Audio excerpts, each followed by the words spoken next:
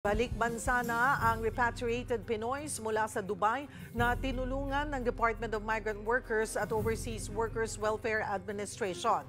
Para sa update, may live report mula sa NAIA, Simon Gualvez. Mon, sino-sino ang mga dumating na mga kababayan natin?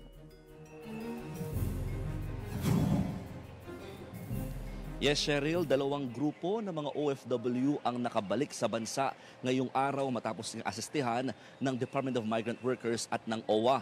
Unang grupo dito ay yung nasa 20 Pinay na pawang mga nanay kasama ang nasa 23 mga bata na kanilang mga anak. Ito yung mga undocumented, yung kanilang status dyan sa Dubai. Sila ay tinulungan pagdating sa documentation at talaga nakipag-assist ang DMW sa government naman ng Dubai para maayos yung legal problems nang nangyari nga sa mga Pilipinang nanganak doon sa Dubai without any status. So sila ay nakatakdang bigyan ng financial assistance, livelihood at syempre health assistance mula sa pamahalaan.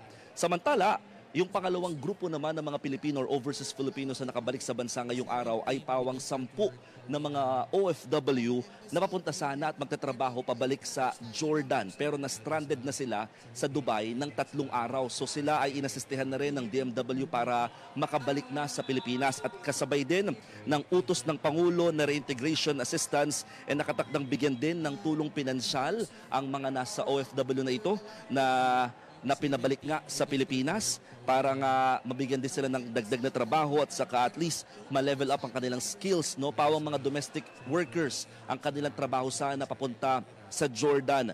Sa ngayon, meron pang 17 inaasahang magbabalik bansa mula pa rin sa Dubai na mga Pilipino naman na papunta sana ng Israel pero hindi na rin nakatawid dahil nga sa nangyayaring tensyon sa Middle East. Sabi ng DMW, aabot na sa 150 ang nakatakdang i-repatriate o nag-request ng repatriation mula nga sa nangyayaring gulo sa pagitan ng Israel at Iran. Itong 150 na ito ay pawang mga nasa Israel. 85 daw dyan ay talagang nanghingi na ng assistance prior o bago yung nangyaring atake ng Israel sa Iran, habang 65 naman ang nadagdag dyan matapos ng atakihin ng Israel ang Iran. Habang isa naman ang nag-request ng repatriation mula sa bansang Iran na kababayan natin na makabalik dito sa Pilipinas.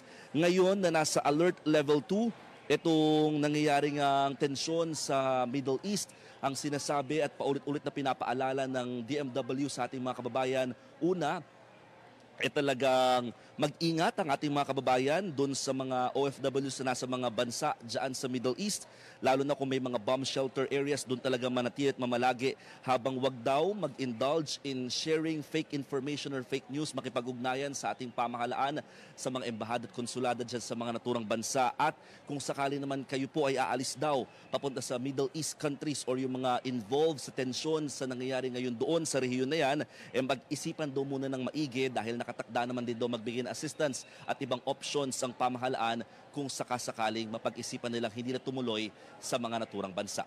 Cheryl. Maraming salamat, Mon Gualvez.